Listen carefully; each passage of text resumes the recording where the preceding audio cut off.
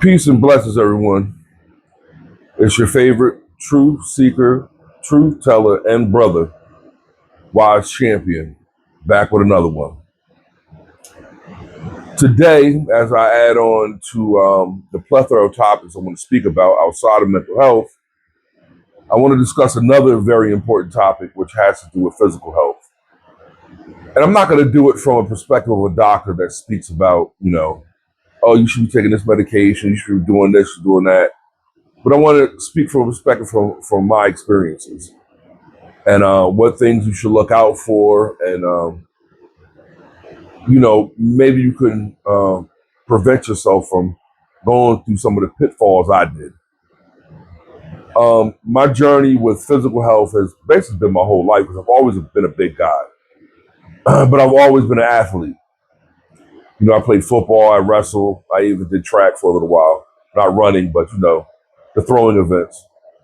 So I was always into working out. When I went to college, it's probably when I got in the best shape of my life.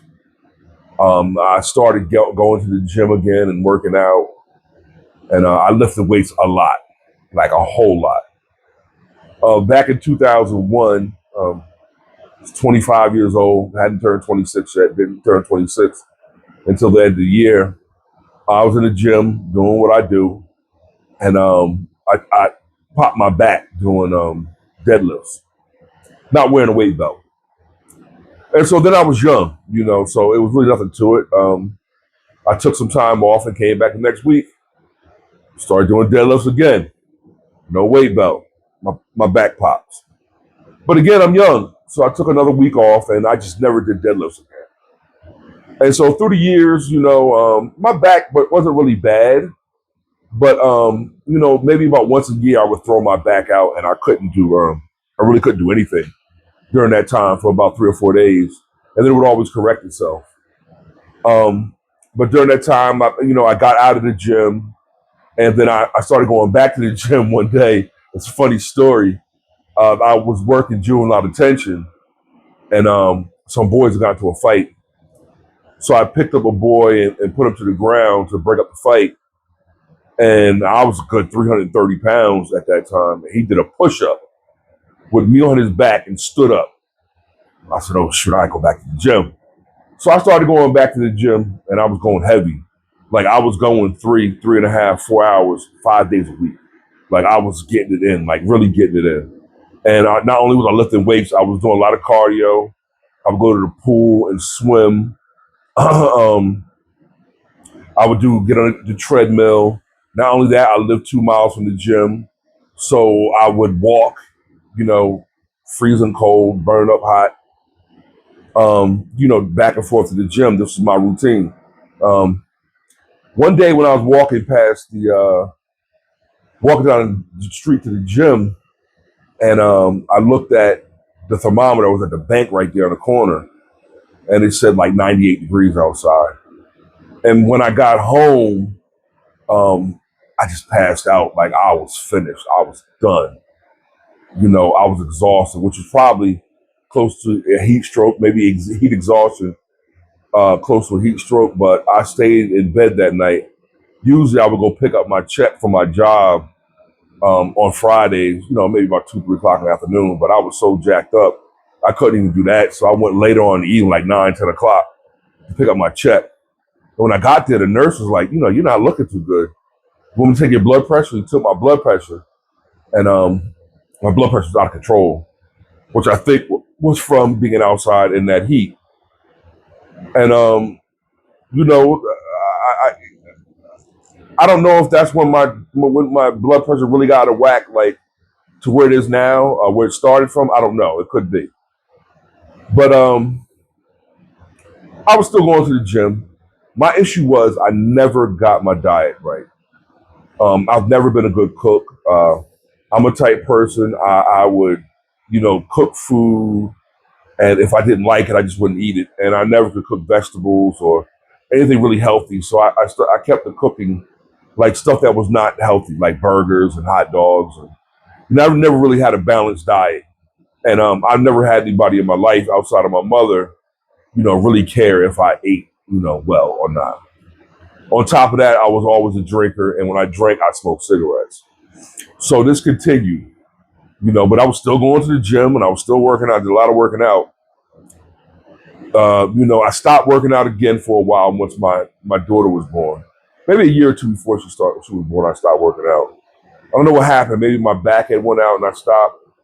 Um, but now when I go to work out, when I would start working, I noticed my working out, my back it was killing me. Like when I walked the gym, my back was killing me. So I got a weight belt, and having that weight belt, it did work wonders because my back never hurt anymore while I was walking back and forth to the gym. Never hurt while I was in the gym.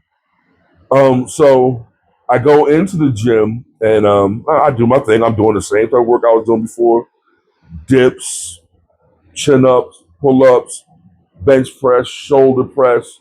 You name it, I was doing it. I probably did everything in the gym. That's just how crazy I was. And I was 300 something pounds doing these things. I was 300 something pounds doing 30, 40 dips in a clip, which is a lot for that weight. And I didn't know the pressure that was putting on my shoulders at the time. I felt the pressure, but I just thought that that's what it was supposed to be because I was working out. And so bottom line, one day my weight left belt just broke. And this was before the time when everybody got online and started purchasing goods like they do today. So I never got another one. I just never started working out again. So after my daughter passes away, well, no, I'm gonna tell you this happened beforehand. While I was working out, I noticed that I was having some groin issues, and I kept on trying to stretch it out. I started trying to do yoga, different things, but these groin issues would not go away. Um, Fast forward to 2015. So my daughter passed away in 2014. So yeah, my 18 months afterwards, we'll say after my daughter passed away, I wake up one day and I just can't walk anymore. What it turns out was that that what I thought was groin pull was actually I had bilateral hip dysplasia, and I needed to have two hip replacements at 39, 40 years old. And so it had to do with a lot, all that heavy weight I was lifting, and also all the stress I was enduring with my life. Um, why am I telling you guys this story? I'm telling you this story because I want people to take their health seriously now. Go to the doctors. And I understand, like, you don't want to go to the doctors because, whatever reason it may be, especially black people, more especially black men, you know, um, time or whatever issue it may be. And I understand it's a lot of charlatanism going on in the medical industry. But go if you could just learn, you'll get your blood work done, get your blood pressure taken, your blood sugar, so you can find out what any ailments you have, so you can start working on a natural pathway. Do not wait until you know you get to a point to where you're at critical mass, like I am. Um, Once my hips went bad, I gained a lot of weight because I wasn't doing anything. This exact chair you see me sitting in right now, that's what I do. And I've been sitting down like this basically for 10 years. I don't move well. I don't do good.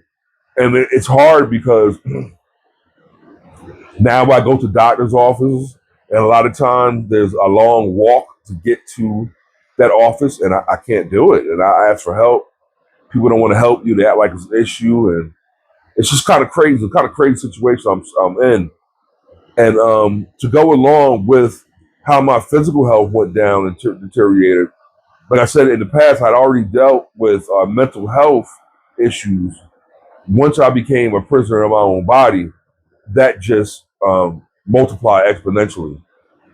And so, that made the mental health issues a lot worse. And it kind of went like hand in hand.